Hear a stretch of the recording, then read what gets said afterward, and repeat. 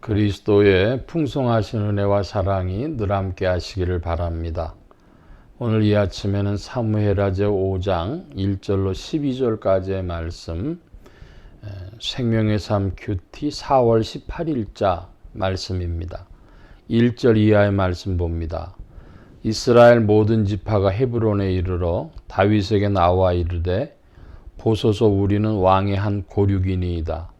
전에 그 사울이 우리의 왕이 되었을 때에도 이스라엘을 거느려 출입하게 하신 분은 왕이시었고 여호와께서도 왕에게 말씀하시기를 네가 내 백성 이스라엘의 목자가 되며 네가 이스라엘의 주권자가 되리라 하셨나이다 하니라.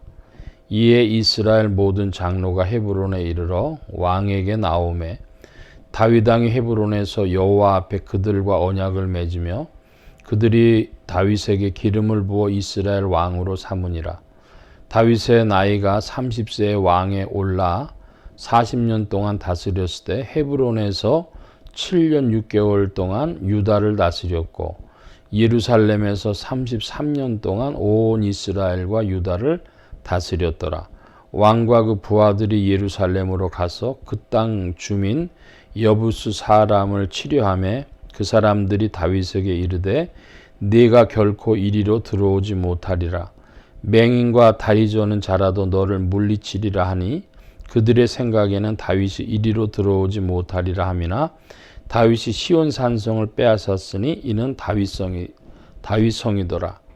그날에 다윗이 이르기를 누구든지 여부스 사람을 치거든 물 길른 데로 올라가서 다윗의 마음에 미워하는 다리 저는 사람과 맹인을 치라 하였으므로 속담이 되어 이르기를 맹인과 다리 저는 사람은 집에 들어오지 못하리라 하더라. 다윗이 그 산성에 살면서 다윗성이라 이름하고 다윗이 밀로에서부터 안으로 성을 둘러 쌓으니라. 만군의 여호와께서 함께 계시니 다윗이 점점 강성하여 가니라. 두로왕 히람이 다윗에게 사절들과 백향목과 목수와 석수를 보내매 그들이 다윗을 위하여 집을 지으니 다윗이 여호와께서 자기를 세우사 이스라엘 왕으로 삼으신 것과 그의 백성 이스라엘을 위하여 그 나라를 높이신 것을 알았더라. 사무엘하 5장 1절로 12절까지의 말씀에 보면 이제 다윗이 통일 이스라엘 왕국의 주권자로 왕으로 등극하게 되는 것을 볼 수가 있습니다. 다윗이 통일 왕국의 왕으로 이렇게 등극하는 것은 꽤 스토리가 있는 스토리텔링이 되는 과정을 거쳤죠. 자기 아버지 이새에게는 사랑을 많이 못 받아가지고 버림받은 것과 같은 그런 유년 젊은 시절을 보냈고 그러다가 이제 하나님께서 다윗을 사무엘을 시켜 부르셔서 기름 부으게 하시니까 다윗이 그때로부터 용기를 내서 골리앗과 싸우러도 나가는 결심을 하는데 많은 이들은 다윗이 골리앗과 싸울 때에 물맷돌 던지는 능력이 있었다라고도 보고 다윗이 하나님을 향한 충성된 믿음이 있었다 이렇게도 보지만은 또 다른 하나의 관점은 뭐냐 하면 다윗이 골리앗과의 싸움에 있어서는 결단력이 있었다는 겁니다. 무슨 결단력이냐 하면 하나님이 정말로 자기를 왕 삼으셨는지 아닌지 사무엘을 통해서 자기에게 기름 부으신 것을 볼 때에 자기가 왕이라면 죽지 않을 것이다 는 그런 결심의 표현이었다는 겁니다.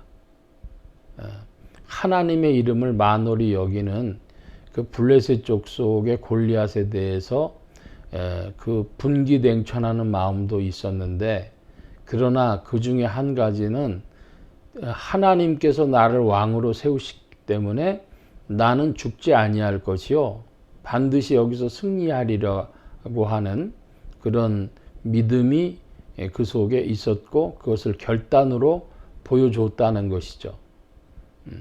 생각에 머물지 않고 그 뛰쳐나가는 내가 싸우겠소 하고 나섰을 뿐 아니라 골리앗과 싸움에서 뛰쳐나가서 이제 골리앗을 물리치는 그런 것에서 다윗의 결단이 있었다는 것이고 사울을 이제 제거해 나가는 과정이 지난했죠. 다윗이 사울을 죽이려고도 하고 하는 여러 가지 일이 있었지만은 그러나 끝까지 다윗이 그 아기스 밑으로도 가고 하면서 블레셋 왕 밑에 있으면서도 침을 질질 흘리는 것 같이 광인처럼 보이면서 목숨을 부지하기도 하고 자기의 그 부하들의 처자식들을 다 빼앗겨서 그것을 찾아올 때에도 잘못하면 그들이 돌을 던져 다윗을 죽이려고 했던 군급한 시절도 있었고 그런 과정을 거치다가 이제 유다족 속의 왕으로 그래서 7년 반 동안 그렇게 다스리다가 헤브론에서 다스리다가 5절 말씀이죠. 그리고 33년을 예루살렘에서 다스리게 되는 겁니다. 한마디로 다윗의 왕이 될 때까지에는 스토리가 있었다. 이야기가 길었다. 그런데 그 과정에서 다윗의 결단력도 있었지만은 무엇보다 하나님이 다윗과 함께 하셨다 하는 그런 메시지를 오늘 주고 있습니다. 그래서 다윗이 자기가 이제 그 통일 왕국의 왕으로 다스려야 될 텐데 헤브론에서 계속 다스리기에는 11지파들하고의 그 수도를 결정하는 문제가 이제 좀 복잡하게 있는 겁니다.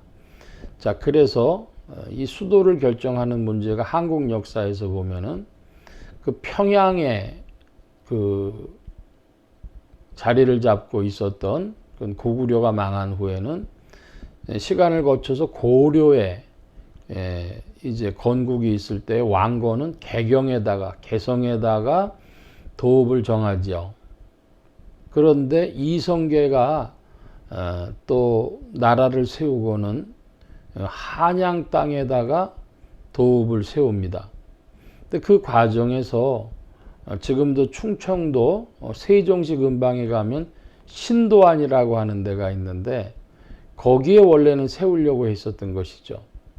이즘에는 우리나라 행정수도가 세종시가 있지 않습니까? 간 이유는 이 남한이라고 하는 도시의 제일 가운데쯤 근처에 적당한 데를 잡은 것이죠. 다윗도 그것처럼 이제 통일왕국을 다스려야 되겠는데 헤브론에 있어서는 지리적으로 한쪽에 치우치니까 적당한 곳을 골라야 되는데 근데 그곳은 다른 족속이 자리를 먼저 잡고 있었습니다.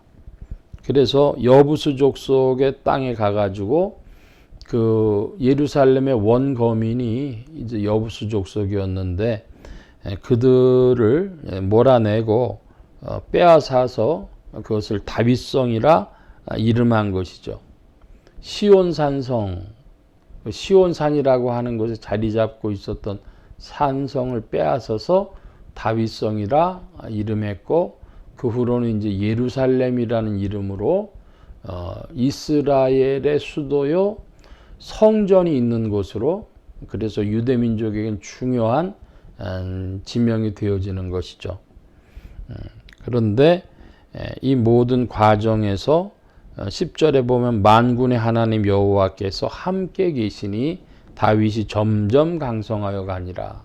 하나님께서 함께 하셔서 이런 과정의 역사가 이루어졌다. 오늘 본문은 그와 같이 이야기하고 있습니다. 그러므로 한 절을 뽑는다면 다윗과 함께 하신 하나님 이렇게 제목을 잡을 수가 있겠습니다.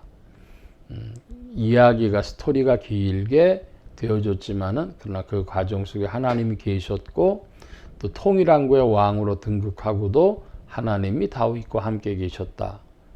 오늘 말씀은 여기까지 보겠습니다. 기도합니다. 만복의 근원 되신 하나님, 다윗을 부르셔서 긴 이야기가 있었지만 통일왕국의 왕으로 다윗이 등극하게 되어지고 이제 이 모든 일에 하나님이 함께 계셨음을 봅니다. 오늘도 우리가 그리스도 예수 안에서 새로운 삶의 지경으로 나아갈 때에 주께서 부르신 그 부르심에 응답하는 자들이 되게 하시고 주께서 함께하여 주셔서 그리스도의 사람들답도록 더욱 지도하시고 인도하여 주옵소서. 온 교회와 성도들과 주의 종들이 함께하심에 예수 소망교회와 온 성도들과 부족한 종이 함께하여 주옵시고 복음 전파 영혼 구원하는 일에 쓰임 받으며 성령님과 함께 전진케 하여 주옵소서. 도우신 구하며 감사하며 의지하올 때에 예수 그리스도의 이름으로 기도하옵나이다. 아멘. 하늘에 계신 우리 아버지여, 이름이 거룩히 여김을 받으시오며 나라의 마옵시며 뜻이 하늘에서 이루어진 것 같이 땅에서도 이루어지이다. 오늘날 우리에게 일용할 양식을 주옵시고 우리가 우리에게 죄 지은 자를 사하여 준 것 같이 우리 죄를 사하여 주옵시고 우리를 시험에 들게 하지 마옵시고 다만 악에서 구하옵소서. 대개 나라와 권세와 영광이 아버지께 영원히 있사옵나이다. 아멘.